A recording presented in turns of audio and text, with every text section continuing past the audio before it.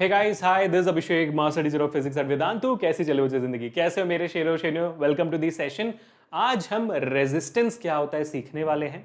कौन कौन से फैक्टर्स होते हैं जो रेजिस्टेंस को अफेक्ट करते हैं वो सीखने वाले हैं। और साथ ही साथ रेजिस्टेंस से रिलेटेड जो सबसे अच्छे सवाल है जो आप बोर्ड एग्जामिनेशन में एक्सपेक्ट कर सकते हो वो हम एंड में करने वाले हैं। और उसके बाद फिर एक समरी भी करेंगे। आज का सेशन ये बहुत इंपॉर्टेंट है क्योंकि रेजिस्टेंस के सवाल मैंडेटरी हैं आपके बोर्ड एग्जामिनेशन आने के लिए। और ये सारी चीजें हम आज यहाँ पर 20 से 30 मिनट के अंदर करने वाले हैं। And I am extremely sorry कि गाइज आज मैं लाइव नहीं आ पाया because of some technical difficulty, तो इसलिए मैं वीडियो रिकॉर्ड करके डाल रहा हूँ। मुझे पता है कि ये लाइव शेड्यूल था लेकिन मैं नहीं कर पाया लाइव बिकॉज जैसे मैंने कहा कुछ टेक्निकल डिफिकल्टी आ गई थी, तो मैं रिकॉर्ड करके कर रहा हूँ। तो फिर भी मुझे भाई जाना ही है, वीडियो बहुत इंपॉर्टेंट क्योंकि रेजिस्टेंस एक्सट्रीमली इंपॉर्टेंट है। ठीक है, तो चलो फिर आगे बढ़ते हैं। Just simple some few information for all of you guys. इस पूरे सेशन का पीडीएफ आपको फ्री में मिल जाएगा हमारे टेलीग्राम चैनल पे। टेलीग्राम चैनल का लिंक डिस्क्रिप्शन में है। और साथ ही साथ आपको ये बता दूं कि वेदांतु 99 फिजिक्स नाम का मेरा एक प्यारा सा शॉर्ट चैनल भी है जहां पर आप देखोगे तो इलेक्ट्रिसिटी चैप्टर के लिए बहुत ज्यादा व्यूज आए हुए हैं। ओम्स लॉ पे, रेजिस्टेंस पे, है ना, और कहाँ गया भाई, बहुत ये इलेक्ट्रिक पोटेंशियल पे, इन सब में बहुत व्यूज आए हुए हैं। तो बच्चों ने बहुत प्यार दिया है, आपका प्यार बहुत बहुत शुक्रिया बेटा। तो ऐसे अमेजिंग सेशंस हम वहाँ पे भी कर रहे हैं। तो अगर आपको अच्छा लग रहा है वहाँ के सेशन तो वहाँ पे भी सब्सक्राइब करेगा, इसका लिंक भी डिस्क्रिप्शन में है। और ये चैनल अच्छा लग रहा है, ये वीडियो अच्छी लग रही है तो इसको भी सब्सक्राइब करेगा और लाइक करेगा जरूर। वीडियो शेयर भी करना, अच्छा लगेगा दिल पे। ठीक है, तो without spending any more time let's understand the concept of resistance and factors affecting resistance in the most easiest way possible. जिंदगी भर नहीं भूलोगे, एंड तक रहना। आगे बढ़ते हैं भाई साहब। तो व्हाट इज रेजिस्टेंस? रेजिस्टेंस होता क्या है ना? इस बबुए को समझते हैं हम इन अ वेरी इंटरेस्टिंग मैनर। अब सबसे पहले भाई रेजिस्टेंस आई कहां से, ये देखते हैं, है ना। रेजिस्टेंस आई कहां से? तो भाई इसको ध्यान से देखो कि रेजिस्टेंस कहां से आई। जैसा मैंने पिछले सेशन में भी आपको बताया था कि भाई रेजिस्टेंस आपके ओम्स लॉ से आती है। V is equal to I R. ये पहली बार है जब आपने इस आर को देखा और देखते देखे आंखों ही आंखों में नफरत हो गई आपको रेजिस्टेंस से। क्योंकि आर क्या होता है, अगर आप इसमें V को कांस्टेंट मानोगे, वोल्टेज को कांस्टेंट मानोगे, तो I will become inversely proportional to R। Inversely proportional मतलब अगर R बढ़ेगी यानी कि रेजिस्टेंस बढ़ेगा तो करंट कम होगी, और आपको रेजिस्टेंस कम करोगे तो करंट बढ़ जाएगी। ठीक है, तो रेजिस्टेंस के बाद इतनी ताकत है कि वो करंट को ऊपर नीचे कर सकती है। और यही इसका इंपॉर्टेंस भी है। रेजिस्टेंस का इंपॉर्टेंस क्या है कि कहीं पर आपको करंट ज्यादा चाहिए तो रेजिस्टेंस कम कर लो, अगर आपको कहीं पे करंट कम करना है तो रेजिस्टेंस ज्यादा कर लो। सर ये करंट कम ज्यादा करना क्यों है, ये पहले समझ लेते हैं ना, कोई पढ़ाता ही नहीं ये चीज। यार देखो सिंपल सी भाषा में, आपके सामने आपका लैपटॉप, डेस्कटॉप और मोबाइल फोन पड़ा हुआ है, ऊपर लाइट और फैन है, घर पे फ्रिज भी जरूर होगा, टीवी भी जरूर होगी। तो मुद्दा यहाँ पर ये है कि क्या है, सारी की सारी चीजें सेम अमाउंट ऑफ करंट लेती हैं? नहीं ना। फोन थोड़ा कम लेता है, ट्यूबलाइट फैन कम लेती है, रेफ्रिजरेटर बहुत ज्यादा लेता है, टीवी भी बहुत ज्यादा करंट लेती है, लैपटॉप भी बहुत ज्यादा करंट लेता है कि नहीं। तो करंट हर डिवाइस का अलग अलग है, लेकिन जो वोल्टेज हम सबको मिलती है इस पूरे देश में वो कांस्टेंट है। यानी कि भाई वोल्टेज जो है कांस्टेंट, यानी कि 220 वोल्ट, है ना, पता ही होगा आपको। 220 वोल्टेज के वोल्ट से हर घर, पूरे देश में हर घर में 220 वोल्ट पे करंट आती है। यानी कि अगर वोल्टेज कांस्टेंट है तो ओम्स लॉ के हिसाब से करंट भी कांस्टेंट आती है हमारे सबके घर पे, उसकी वैल्यू भी सेम रहती है, वो बदलती नहीं। तो अगर हम हर डिवाइस में सेम करंट घुसा देंगे ना तो फिर सब जगह टुशक्यू होता रहेगा। Very bad impression of bomb blast, ठीक है। You get the idea, isn't it? तो इसलिए क्या होता है कि आपके हर डिवाइस, अगर अपना फोन का अडेप्टर देखोगे, फोन में एक अडेप्टर होता है, चार्ज करने लगाते हो, सिंपल सा प्लग नहीं, अडेप्टर है। क्यों? अडेप्टर क्या करता है? करंट कम करता है, वोल्टेज कम करता है। रेफ्रिजरेटर का बड़ा अडेप्टर होता है, क्या करता है? बढ़ाता है। और भाई समझ रहे हो बात को? तो करंट को ऊपर नीचे करने के लिए एक चीज की जरूरत है, और वो कौन सी चीज है? वो आपका बबुआ रेजिस्टेंस है। रेजिस्टेंस, समझे? इसलिए रेजिस्टेंस का इतना इंपॉर्टेंस है। अब समझते हैं कि भाई ये रेजिस्टेंस करता क्या है? करंट को फ्लो होने से रेजिस्ट करता है। चार्जेस, करंट क्या होती है? फ्लो ऑफ चार्जेस, इलेक्ट्रॉन्स का बहना, चार्जेस का बहना। अगर आप उनके बहने को रोकोगे तो उसको रेजिस्टेंस कहलाओगे। तो ये कैसे रोकता है चार्जेस को बहने से, वो हम समझते हैं। चलो समझो कि आप भी चौंक जाओगे। एग्जाम्पल मैं आपको दिखाता हूं। मान लो ऐसी भीड़ की सड़क है, मान लो दिल्ली का सरोजनी नगर है, दिल्ली का सरोजनी नगर है, बैंगलोर का कमर्शियल स्ट्रीट है ना, मुंबई में कुछ और है, मतलब आपके शहर में होगा ऐसी जगह जहां पर भाई इतनी भीड़ होती है संडे को कि हम जाते हैं कुछ खरीदने के लिए तो हम हिल नहीं पाते, ऐसे सब लोग ऐसे ऐसे लोग होते हैं, हम चल नहीं रहे हैं, हमको भीड़ ले जा रही है, ऐसा फील होता है ना। तो आप क्या करें, मान लो कि भाई भीड़ सामने से आ रही है और आप ऐसे चल के जा रहे हो, तो क्या होगा? आप आगे बढ़ पाओगे? नहीं बढ़ पाओगे। आप किसी और चीज से टकराओगे, मतलब किसी इंसान से टकराओगे तो पीछे हो जाओगे, फिर धीरे हो जाओगे। तो अब क्या हो क्या रहा है यहां पर बिकॉज ऑफ दिस ऑब्स्ट्रक्शन आप सामने नहीं जा पा रहे हो। अब बेचारे इलेक्ट्रॉन्स को देखो यार, अब बेचारे इलेक्ट्रॉन्स को देखो, आपकी एनर्जी रिड्यूस होती है, स्पीड रिड्यूस होती है। आप देखो बेचारे इलेक्ट्रॉन्स के पास, देखो मान लो इलेक्ट्रॉन्स ये सारे घूम रहे हैं, देखो मान लो कि यहां पर इलेक्ट्रॉन्स लाइन लगाकर खड़े हैं, मान लो ऐसे खड़े हैं लाइन लगाकर, ठीक है, एक कंडक्टर के अंदर। पहला सवाल, क्या इलेक्ट्रॉन्स के अंदर आंखें हैं? क्या इलेक्ट्रॉन्स के पास आंखें हैं? नहीं है, वो सब अंधे हैं। सारे इलेक्ट्रॉन्स अंधे होते हैं, उनके पास नहीं है आंखें।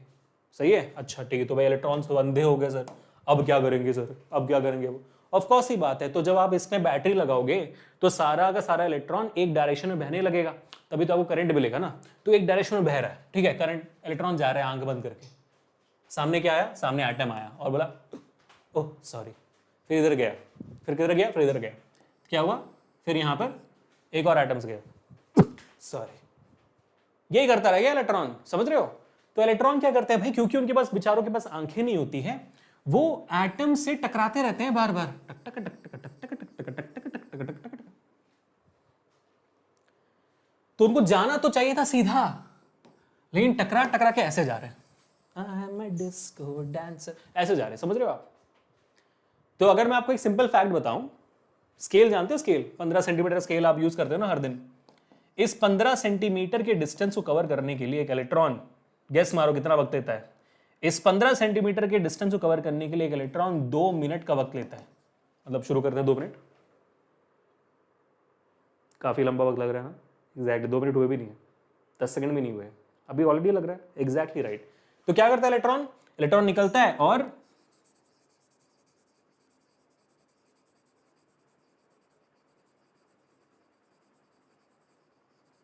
नहीं पहुंचा है अभी तक, सॉरी, ऐसे 2 मिनट टकरा टकरा टकरा टकरा टक करके पहुंचता है 2 मिनट के बाद इस पॉइंट पे, समझे? तो क्या हुआ यहां पर? Because of the collisions of electrons, electrons के इस टकराने की वजह से, चार्जेस के कोलिजन की वजह से, किसके साथ कोलिजन? एटम्स के साथ, क्योंकि भाई एक सॉलिड स्ट्रक्चर में एटम्स तो रिजिड रहते हैं, एटम्स तो वहीं के वहीं रहते हैं, वो नहीं हिलते, करेक्ट है? So when the electrons collide with these atoms, the obstruction is created, और इस ऑब्स्ट्रक्शन को हम कहते हैं रेजिस्टेंस, इस कोलिजन को हम कहते हैं रेजिस्टेंस, ठीक है? So what is resistance? Resistance is the collision of the electrons with the other atoms and sometimes electrons collide with each other also. प्यार प्यार में हो जाता है सब, समझ रहे हो? ठीक है भाई, cool है। So when the electrons collide with other atoms and itself while traveling from one end to the other end of the conductor, that's what we call it as resistance. तो collision क्या है? So basically resistance क्या हो गई? Resistance क्या हो जाती है? Collisions। रेजिस्टेंस को काटो, वहां कोलिशन लिखो। तो अब आगे से जब भी मैं आपसे बोलूंगी रेजिस्टेंस, कोलिशन दिमाग में आना चाहिए, आपको लगना चाहिए दो इलेक्ट्रॉन से टकरा रहे हैं, भरत मिलाप हो रहा है, गर्लफ्रेंड बॉयफ्रेंड गले मिल रहे हैं, ये पूरा आपके दिमाग में यही आना चाहिए, कोलिशन, ठीक है? चलो अब समझना ये है कि सर कौन कौन से फैक्टर्स हैं जो रेजिस्टेंस को, कोलिशंस को इफेक्ट करते हैं। अब ये क्यों करना सर, समझ में आ गया ना? रेजिस्टेंस को आप ऊपर नीचे करोगे तो करंट ऊपर नीचे होगा। हाँ बबुआ, वही तो हम बोल रहे हैं ना बुड़बकों, हैं वही तो हम सोच रहे हैं कि रेजिस्टेंस को, कोलिशंस को ऊपर नीचे करे कैसे कि करंट ऊपर नीचे हो। अब तो हम सिर्फ रेजिस्टेंस सीखे हैं, अब रेजिस्टेंस को ऊपर नीचे करेंगे तभी तो हमें समझ में आएगा ना कि भाई साहब इस बबुआ का क्या करें, फैक्टर्स क्या क्या है, ठीक है? अब फैक्टर्स में जाने से पहले आपको बता देते हैं कि भाई रेजिस्टेंस का जो एसआई यूनिट होता है वो क्या होता है? वो होता है हमारा बबुआ ओम्स, ठीक है? इसको डिनोट करते हैं ग्रीक लेटर स्मॉल ओमेगा से, ये छोटा ओमेगा है। ग्रीक में भी कैपिटल लेटर्स और स्मॉल लेटर्स होते हैं, जैसे हमारे यहाँ पर है वैसे वहाँ पर होता है, ये छोटा ओमेगा है, बबली, ठीक है? तो रेजिस्टेंस का एसआई यूनिट होता है ओम्स। ओम्स क्यों? ओम्स लॉ में भाई जॉर्ज ओम ने ही निकाले थे, जॉर्ज साइमन ओम ने ही निकाला था आपका ओम्स लॉ भी और रेजिस्टेंस भी, तो इसलिए उनका नाम से आ गया ओम्स। अब इतनी इज्जत तो देनी चाहिए ना हमें, ठीक है? तो होता है ओम्स, ठीक है? अब हम फैक्टर्स निकालते हैं, और जब हम फैक्टर्स समझेंगे कौन कौन से चीजों से ये कोलिशन इफेक्ट हो सकती है, कि इन किन तरीकों से हम रेजिस्टेंस को ऊपर नीचे कर सकते हैं, तभी हम समझ पाएंगे करंट को ऊपर नीचे कैसे करें। और जब हम इसे निकालेंगे हमारे पास रेजिस्टेंस का एक फॉर्मूला आ जाएगा सामने, जिसके बेसिस में आपको बहुत सारे न्यूमेरिकल्स आते हैं। अब वहां पे पहुंचने से पहले अगर आपको मजा आ रहा है अब तक वीडियो में, तो make sure to hit the like button guys, फोड़ते रहो, ठीक है। चलो अब आगे बढ़ते हैं गाइस। हाँ जी, इसके लिए मैं एक सिंपल सा एग्जांपल लेता हूँ। मुझे एक वॉलंटियर चाहिए, कौन बनेगा वॉलंटियर? सर लाइव सेशन थोड़ी है, वॉलंटियर बनेगा, कोई बात नहीं, मुझे पता है कौन कौन बच्चे होंगे वहाँ पे, स्कैन कर रहा हूँ। चलो बहुत दिन हो गए विश्वा जी का मजाक उड़ाए हुए, विश्वा जी को वॉलंटियर बनाते, ठीक है। मान लो विश्वा जी एक रोड में, ठीक है, एक रोड में बाइक चला रही है, ठीक है। विश्वा जी जॉन अब्राहम बनकर बाइक चला रही है, बाइक बाल ऐसे उड़ रहे।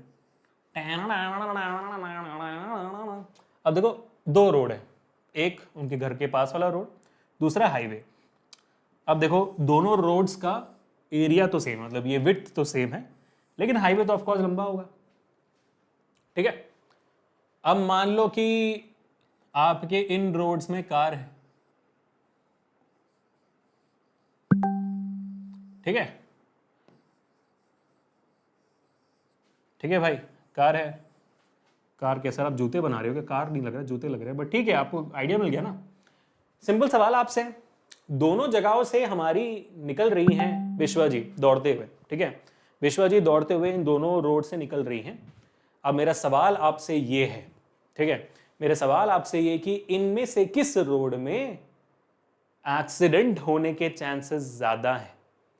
छोटे से रोड में जो खत्म हो गया यहीं पे, कि इस लंबे रास्ते में इसमें जाना ही उनको बहुत दूर, किसमें होगा ज्यादा टकराव, कोलिजन, एक्सीडेंट कहां पे होगा ज्यादा? ऑफ कोर्स बात है सर, जहां पे लंबा रोड होगा वहां पे चांसेस ज्यादा होंगे, क्योंकि लंबा रास्ता कवर करना है ना। लंबे रास्ते में ज्यादा चांसेस होते हैं कि भाई कहीं ना कहीं किसी किसी से टकरा जाए, है ना विश्वा जी? टकराई तो आप हो, पता है, get the idea, correct guys. तो इससे क्या समझ में आया कि अगर रास्ता लंबा हो तो कोलिजन हो सकता है, एक्सीडेंट हो सकता है, और यही चीज आप अप्लाई करोगे अगर आपके इलेक्ट्रिकल वायर में, तो वही मुद्दा है ना। अगर वायर लंबी होती है, ठीक है, अगर वायर लंबी होती है तो टकराना ज्यादा होता है। ऑफ कोर्स ये बात भाई, इलेक्ट्रॉन्स को बहुत लंबा रास्ता पूरा करना पड़ेगा बाहर निकलने के लिए, और बेचारे इनके पास तो आंखें भी नहीं होती, विश्वा जी के पास तो आंखें भी है, करेक्ट है ना। तो इससे में ये प्रूव हो गया कि रेजिस्टेंस जो है आपके लेंथ ऑफ द वायर या लेंथ ऑफ द कंडक्टर से डायरेक्टली प्रोपोर्शनल है। जैसे Vishwa ji length of the road से डायरेक्टली प्रोपोर्शनल होगी कोलिशंस के मामले में, वैसे यहां पर रेजिस्टेंस भी लेंथ ऑफ द कंडक्टर से डायरेक्टली प्रोपोर्शनल हो गई। तो R is proportional to L। Clear? अब मुद्दा बदलते हैं, ठीक है, थोड़ा सा एग्जांपल बदलते हैं। अब विश्वा जी बोली यार अब ना मैं ये पतले पतले रास्तों से जाकर बोर हो चुकी हूं, तो अब हम यहां पर लेंथ सेम रखेंगे। क्या सेम रखेंगे? लेंथ सेम रखेंगे, लेकिन यहां पर हम बोलेंगे कि एरिया बढ़ा देते हैं, ठीक है। तो अब हमने क्या किया? अब हमने एरिया बढ़ा दिया है। तो आप देखोगे यहां पर, अगर मैं इसको A1 बोलूं, इसको A2 बोलूं, तो clearly A2 is greater than A1। हमने रोड का एरिया बढ़ा दिया। अब विश्वा जी इन दोनों रोड से निकलेंगी, ठीक है। अब मेरा सवाल आपसे यहां पर यह है कि पतली रोड पर या मस्त 6 लेन्स 8 लेन रोड पे आपका एक्सीडेंट होने का चांसेस ज्यादा है? किस रोड पे? लेंथ दोनों का सेम, क्लियर है सर। बड़े रोड पे जगह ज्यादा होगी तो विश्वा जी बाइक में धूम मचाते हुए निकल जाएगी। पतले रोड में शायद थोड़ा उनको ध्यान ज्यादा देना पड़ेगा। हम सब बड़े बड़े लेन्स, बड़े बड़े रोड से ही ज्यादा कंफर्टेबल होते हैं, क्योंकि जगह ज्यादा होती है, कोलिजन के चांसेस कम होते हैं, है ना। वैसे ही तो यहां पर क्या हुआ, एरिया बढ़ा तो एक्सीडेंट के चांसेस कम हो गए। ओहो हो, तो यानी कि वैसे अगर हम वायर में करेंगे, वायर को बड़ा कर देंगे और एक छोटा वायर, पतला वायर लेंगे, तो इससे क्या फर्क पड़ेगा? आपके पास इलेक्ट्रॉन्स अभी भी हैं, लेकिन इलेक्ट्रॉन्स के पास निकलने के लिए ज्यादा जगह होगी, एटम्स के बीच में गैप ज्यादा होगा, जिसकी वजह से electrons will have more amount of space to get through, pass through. तो यहां पर क्या हुआ, यहां पर रेजिस्टेंस को, यहां पर एरिया को बढ़ाने से रेजिस्टेंस कम हो गई, ज्यादा नहीं हुई। तो ये डायरेक्टली प्रोपोर्शनल रिलेशनशिप नहीं हुआ, ये इनवर्सली प्रोपोर्शनल रिलेशनशिप हो गया। So area is inversely proportional to this particular resistance. Area बढ़ेगी तो रेजिस्टेंस कम हो जाएगी, एरिया कम होगी तो रेजिस्टेंस बढ़ जाएगा। ठीक है, अब आपके पास दो इक्वेशंस आ गए। अब इसके बाद जनरली यूट्यूब में टीचर्स क्या करते हैं, इसके बाद रेजिस्टेंस का फॉर्मूला डिराइव करते हैं, लेकिन मैं वैसे नहीं करूंगा। मैं आपको एक और कॉन्सेप्ट समझा के डिराइव करूंगा और फिर आप बोलोगे अरे सर प्यार हो गया आपसे, देखो कैसे। ठीक है, अब मान लो लेंथ भी सेम और बबुआ एरिया भी सेम। ठीक है, लेंथ भी सेम है, एरिया भी सेम है, सब कुछ सेम है। ओके ओके, सब सेम है भाई। फिर क्या अलग है सर? अलग है कि यहां पर जब हमारे विश्वा जी गाड़ी चला रही है ना, बाइक चला रही है धूम मचाते हुए, यहां पर जब चला रही है वो बाइक, इस रोड पे सिर्फ बाइक्स ही हैं, छोटी छोटी पतली पतली बाइक्स हैं। ठीक है, लेकिन इस रोड पे बड़ी बड़ी कार है, बड़ी बड़ी कार है इस रोड में। तो किस सिनेरियो में आपका कोलिजन ज्यादा हो सकता है? एक्सीडेंट के चांसेस कहां पे ज्यादा? बात समझ में आ रहा है आपको? यहां पर हमने लेंथ सेम रखा है, एरिया सेम रखा है, लेकिन एक और फैक्टर बीच में आ गया। ये फैक्टर को हम वायर के साथ कैसे रिलेट करेंगे? इस फैक्टर को हम रिलेट कर सकते हैं वायर के साथ, something called as atomic size. समझ रहे हो एटॉमिक साइज क्या होती है? समझ रहे हो? नहीं समझ में आ रहा? देखो तो सही, समझ में आता है यार। मान लो आपके सामने ये एग्जांपल एल्यूमिनियम है, ठीक है, और दूसरा है कॉपर। ठीक है, अब एल्यूमिनियम के जो एटम्स होते हैं और कॉपर के जो एटम्स होते हैं, क्या उनके एटॉमिक साइज सेम है? आपने केमिस्ट्री में एटॉमिक साइज पढ़ोगे मेरे ख्याल से, अगर आपने पढ़ा हुआ है, एटम्स एंड मॉलिक्यूल्स में आती है या तो स्ट्रक्चर ऑफ एटम में आता है, कहीं ना कहीं तो आता है भाई, ये टॉपिक है ना एटॉमिक साइज। एल्यूमिनियम का और कॉपर का, यानी कि भाई हर एलिमेंट का जो पीरियोडिक टेबल में है, क्या उनका एटॉमिक साइज सेम होता है, अलग अलग होता है? कॉमन सेंस तो यही कहेगा, ऑफ कोर्स सी बात है, अलग अलग होगा, तभी तो जाकर एटम डिफरेंट होगी, तभी तो जाकर हम उसको कुछ और कहेंगे, है ना। तभी तो जाकर हर एक एटम का अपना अपना atomic size, mass number, atomic number, सब कुछ अपना अपना होता है। सही है, इसके वजह से भी डिफरेंस आता है। समझ रहे हो? इसके वजह से भी डिफरेंस आता है। और इसी वजह से एक और इंपॉर्टेंट प्रॉपर्टी सामने आती है, वो क्या होती है बताता हूं मैं आपको, ध्यान से सुनना। ध्यान से सुन रहे हो ना? ध्यान से देखो। मान लो एल्यूमिनियम आपके सामने है, ठीक है, चलो मान लो मुझे नहीं पता, मान लो आप कि एल्यूमिनियम के एटम्स छोटे छोटे हैं, ठीक है, और ये रहा इलेक्ट्रॉन, यहां पर इलेक्ट्रॉन को निकलना है। लेकिन मैंने देखो एल्यूमिनियम एक कंडक्टर है, कॉपर भी एक कंडक्टर है, ठीक है, मैंने इस एल्यूमिनियम के वायर में बैटरी नहीं लगाई मैंने बैटरी, लेकिन फिर भी एल्यूमिनियम तो कंडक्टर ही है ना। तो क्योंकि एल्यूमिनियम एक कंडक्टर है, उसमें फ्री इलेक्ट्रॉन्स होंगे, कॉपर में भी फ्री इलेक्ट्रॉन्स होंगे, करेक्ट है।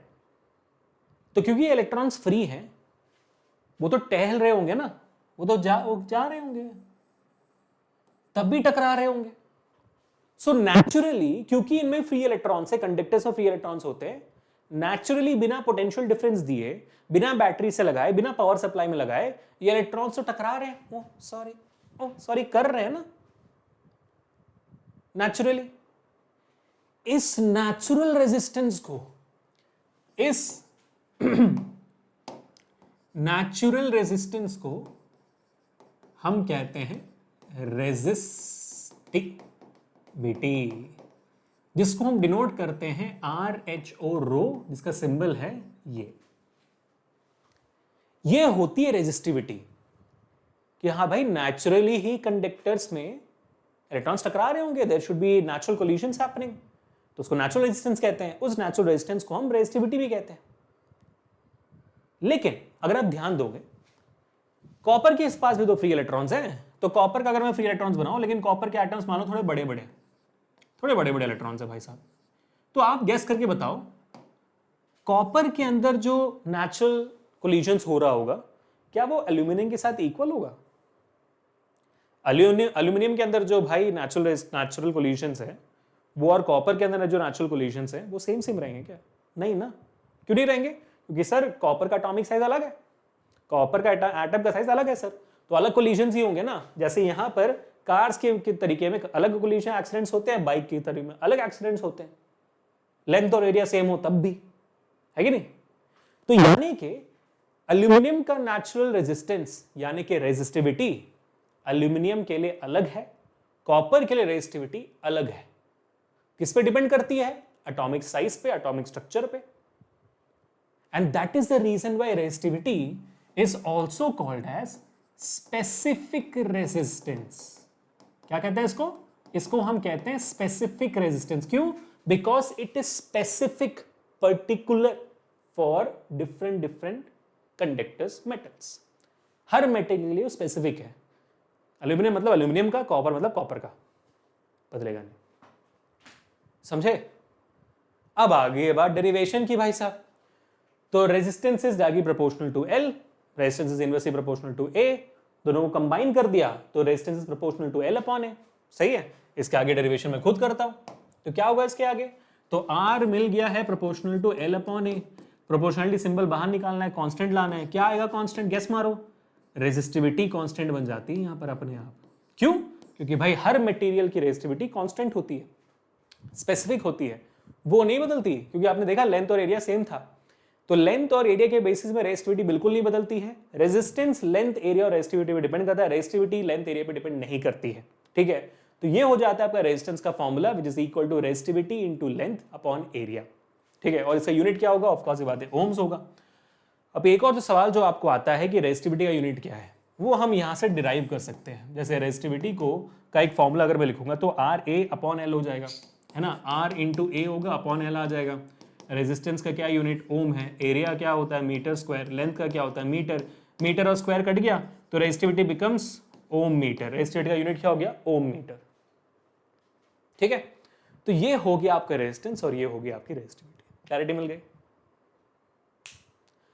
अब रेजिस्टेंस जो है एक और चीज पे डिपेंड करता है, वो कौन सी चीज है? ठीक है? वो मुझे आपको बताना है डिस्क्रिप्शन में, सॉरी कमेंट्स में। कमेंट्स में आपको मुझे बताना है कि what is the effect of resistance when we talk about temperature. Temperature के बढ़ने और कम होने से रेजिस्टेंस पे क्या इफेक्ट पड़ता है, आपको मुझे बताना है। उसके हिसाब से मैं कहूंगा कि भाई temperature of the conductor is also factor affecting resistance. Definitely effect करता है, लेकिन टेम्परेचर के बढ़ने से रेजिस्टेंस में क्या होता है, टेम्परेचर के कम होने से रेजिस्टेंस में क्या होता है, ये आपको बताना है। ठीक है? चलो भाई साहब, तो अब सवाल करते हैं कुछ और मजे करते हैं। ठीक है? ये रहा आपका पहला सवाल। ठीक है? ये आपको मुझे बताना है। अब इसी के साथ मैं इस सेशन को खत्म करता हूं। मिलते हैं नेक्स्ट सेशन में, जहां पर हम रेजिस्टेंस के अमेजिंग सवाल भी करेंगे। ठीक है? तो until we meet the next time guys, this is Abhishek signing off for today. Enjoy your life, stay home, stay safe and stay strong, and definitely meet me guys in the next session. मिलते हैं। Peace people.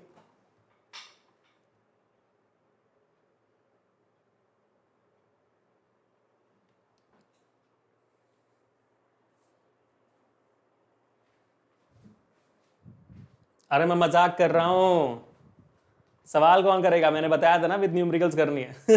चले गए थे क्या? पागल हो गए हो? न्यूमेरिकल्स बोला अभिषेक सर करेंगे स्टार्टिंग में, बिलीव नहीं करते मेरे साथ। प्रैंक हो गया तुम्हारे साथ। चलो सवाल करते हैं। Make sure hit the like button, share this video, comment down below the homework question, temperature वाला सवाल करते हैं। सवाल नंबर 1 बहुत ही सिंपल सा और इंटरेस्टिंग सा सवाल का है, और मैं इजी से हार्ड ले जाऊंगा। कोई सवाल है ना, मैं इजी सवाल से हार्ड पे ले जाऊंगा। The area of cross section of wire becomes half when its length is stretched to double. The new resistance of wire becomes. क्या पूछा सर इसने? देखो, एरिया ऑफ क्रॉस सेक्शन मतलब एरिया, एक वायर का एरिया, ये है वायर का एरिया, आधी हो जाती है अगर लेंथ डबल हो जाए तो। मतलब अगर इसका मैं लेंथ डबल कर दूंगा तो एरिया आधी हो जाएगी। कैसे? बिल्कुल हो जाएगी। और ये एक बहुत इंपॉर्टेंट कॉन्सेप्ट है जो आपको समझना है यहां पर। ठीक है? आप इसको इमेजिन करिए एक रबर बैंड जैसे। रबर बैंड देखा हुआ ना, रबर बैंड, इलास्टिक बैंड। तो रबर बैंड को जब आप खींचते हो, रबर बैंड को जब आप खींचते हो तो क्या होता है? लेंथ लंबी होती है, लेकिन साथ ही साथ वो जो रबर है वो आपको चपटी होती हुई दिखाई देगी। ऑफ कोर्स बात है, क्योंकि वॉल्यूम कांस्टेंट है ना। थोड़ी ना रबर रबर आपको कहीं और से मिल रहा है, मतलब जैसे आप खींचोगे तो रबर आसमान से टपक रहा है तो रबर बढ़ती जा रही है, तो लेंथ बढ़ेगा तो एरिया नहीं एरिया सेम रहेगा, ऐसे कैसे हो सकता है भाई? तब तो आप अंतर्यामी हो गए, है ना? तो क्योंकि वॉल्यूम कांस्टेंट है, लेंथ बढ़ेगा तो एरिया कम होगी, आप खींचोगे तो एरिया कम होगी, लेंथ छोटा हो जाएगा तो एरिया ज्यादा हो जाएगी, चपटी नहीं रहेगी, बराबर वापस आ जाएगी। वो आपको यहां पे सीखना है, ठीक है? तो यहां पर कहा जा रहा है कि यार देखो, रेजिस्टेंस का फॉर्मूला होता है रो L upon A.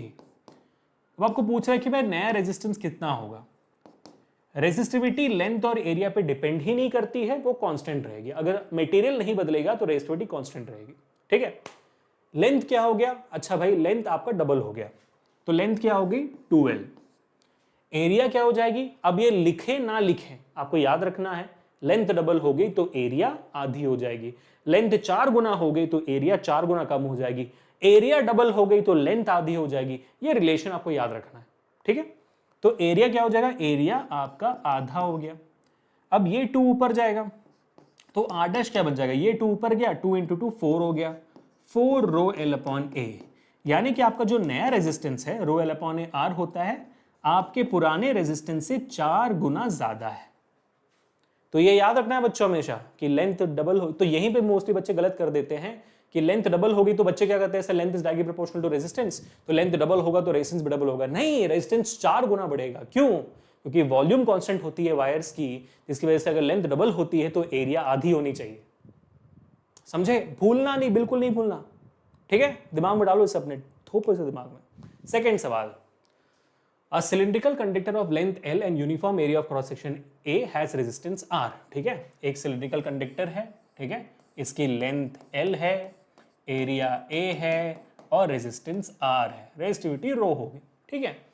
Another conductor of length 2L and resistance R of the same material has area of cross section। देखो अब यहां पर आपको बताया जा रहा है कि भाई अब एक और वायर है जिसका जो लेंथ है वो 2L है, इसकी एरिया जो है निकालनी है आपको। तो यार सिंपल सी भाषा में, अगर लेंथ डबल हो गया है और देखो रेजिस्टेंस सेम दी जा रही है, आर और आर सेम है, आर सेम है और मटेरियल भी सेम है ना। Another conductor of length 2L and resistance R of the same material, material भी सेम है तो रेजिस्टिविटी भी सेम है, तो आर सेम है, रो सेम है, तो अगर लेंथ डबल हो रहा है तो एरिया क्या हो जानी चाहिए? आधी होनी चाहिए। तो a/2 जवाब आना चाहिए, है कि नहीं? सिंपल भाषा में करके देखते हैं, ठीक है। So R is equal to rho L upon A, ठीक है, रो एल अपॉन ए। और नया रेजिस्टेंस क्या भाई? नहीं मतलब हाँ, अब दूसरे वाले में रेजिस्टेंस सेम है ना, हाँ ठीक है। तो यहां पर हम क्या करेंगे, another conductor of length 2L and resistance R of the same material. अच्छा, दोनों का रेजिस्टेंस सेम है, ठीक है। तो पहले वाले वायर का R1 इसका R2 मान लेते हैं, तो R1 is equal to R2, correct है। तो R1 कितनी है भाई? रो 1 L1 अपॉन A1। R2 कितनी है भाई? रो 2 L2 अपॉन A2, ठीक है। अब हमें पता है कि भाई रेजिस्टिविटी सेम है, मटेरियल सेम है, तो रो 1 रो 1, रो 2 कट गया, ठीक है। हाँ, अब हमें पता है कि भाई लेंथ डबल होगी L2 की, तो L1 will be equal to 2L1। L2 क्या होगी? 2L1, डबल है ना यहाँ पे, करेक्ट है। L2 क्या है? 2L1 है, डबल ऑफ द लेंथ 1, तो 2L1 हो गया और ये हो गया A1, ये हो गया A2, ठीक है। तो यहाँ पर L1 दोबारा कट गया, तो अगर मैं A1 को यहाँ ले जाऊँ तो you will find out that A1 upon A2 is equal to 1/2, ठीक है। निकालना क्या आपको? A2 निकाल लिया ना, हाँ, तो A2 will be equal to कितना? गलत नहीं हो गया कुछ?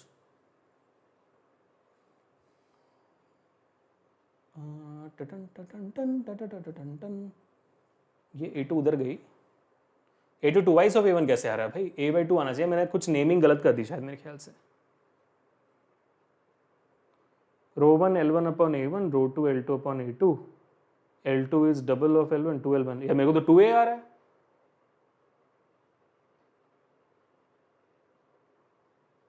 हाँ करेक्ट, यहाँ पे 2A कैसे आ रहा है बताता हूँ मैं, ठीक है। देखो लॉजिकली क्या आना चाहिए आपको? लॉजिकली आपको A/2 आना चाहिए, है ना। A/2 क्यों नहीं आ रहा? 2A क्यों आ रहा है? क्योंकि यहां पर आप देखोगे कि रेजिस्टेंस, है ना, रेजिस्टेंस सेम है, लेंथ के डबल होने के बावजूद आपका रेजिस्टेंस सेम है। वो कब हो सकता है? वो कब हो सकता है? तो यहां पर आप ध्यान से देखोगे, हम सही कर रहे हैं, ठीक है। तो यहां पर कितनी हो जाएगी? A2 will become equal to 2A1, ठीक है। अब देखो काफी इंटरेस्टिंग सवाल आ गया भाई, ये 2A1, ठीक है, 2A1 आ गई। अब मान लो R नया रेजिस्टेंस अगर मैं लिखूं तो लेंथ डबल हुआ, एरिया भी डबल हुई, तब तो ये कटने के बाद रो एल अपॉन ए बचेगा ना, जो आपके पुराने रेजिस्टेंस से इक्वल होगा। करेक्ट है। अगर ए बाई टू आता तो रेजिस्टेंस 4 गुना हो जाती है कि नहीं, जैसे पिछले सवाल में था 4 गुना होगी तो रेजिस्टेंस वैसे हो जाती, लेकिन यहाँ पे बोला गया है कि रेजिस्टेंस सेम है, इस वजह से आपका 2a आ रहा है, वरना नहीं आता। सही है, हम सही रास्ते में चल रहे हैं, हमारा कॉन्सेप्ट स्ट्रॉन्ग है, बहुत बढ़िया गाइस, मजा आगे देखकर। ठीक है, अब तीसरा सवाल करते हैं, देखो ध्यान से। A given wire of resistance 1 ohm is stretched to double its length. What will be its new resistance? ठीक है, अब देखो यहाँ पर आपको वैल्यू के साथ दी गई है कि आपका रेजिस्टेंस यहाँ पर एक वायर का 1 ओम है। अब इसको आप डबल कर रहे हो लेंथ। देखो अब यहाँ पर नहीं बोला है कि एरिया आधी हो गई है, बस बोला है कि लेंथ डबल हो गया है ना। तो इसका फॉर्मूला क्या होता है रेजिस्टेंस का? रो एल अपॉन ए। नया रेजिस्टेंस कितना होगा सर? रो तो सेम रहेगा, लेंथ डबल हो गई है तो एरिया आधी हो जाएगी। ठीक है, ये 2 ऊपर जाएगा तो R dash will be equal to 4 rho L upon A. ठीक है, रो एल अपॉन ए क्या है सर? आर है, 4 इंटू आर। तो आर कितना था? 1 था, तो 4 इंटू 1 4 ओम्स। तो आपका रेजिस्टेंस 4 गुना हो जाना चाहिए, रेजिस्टेंस 4 गुना हो गया, सी पॉइंट, खत्म। ठीक है, पांचवा सवाल देखो, ये सबसे कॉमन सवाल है। ठीक है, ये सवाल आपके बहुत बार बोर्ड एग्जामिनेशन में आ चुका है, जहां पर आपको दिखेगा the figure below shows 3 cylindrical copper conductors. आपको 3 डिफरेंट कॉपर के कंडक्टर्स दिए गए हैं, तो क्लियरली मेंशनिंग कि भाई ये तीनों के तीनों कॉपर कंडक्टर्स ही है, कॉपर का ही है, तो सबका रेजिस्टिविटी सेम रहेगा, है ना, सबके रेजिस्टिविटी सेम रहेगी क्योंकि सेम ही कंडक्टर है। अब with their face areas and lengths discuss in which geometrical shape the resistance will be highest. इनमें से किस सिनेरियो में आपकी रेजिस्टेंस सबसे ज्यादा हाई होगी? अब जो कभी कभी बोर्ड एग्जामिनेशन पूछ लिया जाता है कि किस सिनेरियो में रेजिस्टिविटी सबसे ज्यादा होगी, तब कंफ्यूज मत हो ना, रेजिस्टिविटी सब में सेम रहेगी क्योंकि वो लेंथ और एरिया पर डिपेंड नहीं करता। ठीक है, अब इसकी रेजिस्टेंस निकालते हैं भाई, सिंपल है। तो R will be equal to rho L upon A, वही तो दिया हुआ, डायरेक्टली दिया हुआ है, कर लो। इसका निकालते हैं, R will be equal to rho, length है 2l, एरिया है a बाई 2, तो आपका हो गया r is equal to 4 rho L upon A. ठीक है, और यहाँ पर तीसरा निकालते हैं, तीसरा में क्या दिया हुआ है? r will be equal to rho, length है आपका l बाई 2 और एरिया आपका 2a। ठीक है, तो कितना हो गया? रो एल अपॉन 4a। तो यहाँ पे सबसे ज्यादा रेजिस्टेंस आपकी ऑफकोर्स ही बात है सेकंड वाले केस में, जिसका लेंथ डबल है, एरिया आधी है ना। इजी क्वेश्चन था, बट ये बहुत बार रिपीटेड है बोर्ड एग्जामिनेशन में, तो एक बार बच्चों कॉन्सेप्ट समझ में आ गया तो आपको इजी लग रहा है सारी चीजें, है ना। ठीक है, अब आगे बढ़ते हैं to the last question for today, और एक न्यूमेरिकल है, इसको साथ में करते हैं क्योंकि न्यूमेरिकल्स भी कभी कभी डायरेक्टली आ जाते हैं इस टॉपिक से, तो कर लेते हैं। अब तक हमने वर्ड प्रॉब्लम्स किए हैं, अब तक हमने न्यूमेरिकल नहीं किया क्योंकि भाई R is equal to rho L upon A. Sir numerical दे दो सीधा, न्यूमेरिकल करते हैं। Resistance of a metal wire of length 5 metre, देखो लेंथ दिया हुआ है 5 मीटर, कितने प्यार से दिया है, इज 100 ओम, रेजिस्टेंस दी गई है 100 ओम। ठीक है, if the area of cross section of the wire is 3 into 10 पर -7 मीटर स्क्वायर, एरिया दी हुई है 3 इंटू 10 पर -7 metre square, calculate the resistivity of the metal. आपको रेजिस्टिविटी निकालनी है। ठीक है, क्या करेंगे हम? निकालेंगे भाई, फॉर्मूला क्या है? R is equal to rho L upon A. आपको रो निकालनी है तो R into A upon L हो गया, ए वहां गया, एल नीचे आ गया। रेजिस्टेंस कितनी है भाई? 100 है। एरिया कितनी है? 3 इंटू 10 पर -7। लेंथ कितनी है? लेंथ है आपकी 5 मीटर। ठीक है, अब तक सही। तो 5 1 जा 5 20 जा 100, करेक्ट। 20 इंटू 3 60 इंटू 10 पर -7, ये जीरो भी दे देता हूं तो 6 इंटू 10 पर -6 क्या भाई? ओम मीटर आपकी रेजिस्टिविटी बन जाती है। ठीक है, तो ये this one of the easiest question which comes in the board examination, but मैं आपको एक टिप देता हूं। वो टिप ये है, आपके एनसीईआरटी टेक्स्ट बुक में चैप्टर के बीच पर एक्सरसाइज में इस फैक्टर सेपरेटिंग रेजिस्टेंस का न्यूमेरिकल्स जो है ना, वो बहुत बार पूछा जाता है, तो वो आप प्रैक्टिस जरूर करिएगा। इनफैक्ट जब हम इलेक्ट्रिसिटी का सेशन, मेरे ख्याल से मैंने किया हुआ है, नहीं, हाँ मैंने किया हुआ है, नहीं किया क्या? इलेक्ट्रिसिटी का ऑल एनसीईआरटी क्वेश्चंस मैंने तो किया नहीं है, तो जब मैं करूंगा ना मैं आपको पूरा सॉल्व करा लूंगा इलेक्ट्रिसिटी का भी। हाँ मैंने नहीं किया अभी तक, तो इलेक्ट्रिसिटी का ऑल क्वेश्चन सॉल्व एनसीईआरटी का मैं करता हूँ, तब मैं आपको वो भी सॉल्व करा लूंगा, लेकिन आप फिलहाल ये प्रैक्टिस जरूर करिएगा। ठीक है बेटा, that's all for today. Homework for today is guys, temperature कैसे अफेक्ट करता है रेजिस्टेंस को बताइएगा जरूर, इफेक्ट तो करता जरूर है। मिलते हैं नेक्स्ट सेशन में। सॉरी अगेन लाइव नहीं आ पाए, but I hope you guys enjoyed this session और आपने इन डेप्थ समझ लिया है रेजिस्टेंस और फैक्टर सेपरेटिंग रेजिस्टेंस के बारे में और न्यूमेरिकल्स के बारे में। मिलते हैं नेक्स्ट सेशन में। अंटिल दिस अभिषेक, पक्का we meet you guys in next session, this is not a prank. Bye. फेस पीपर।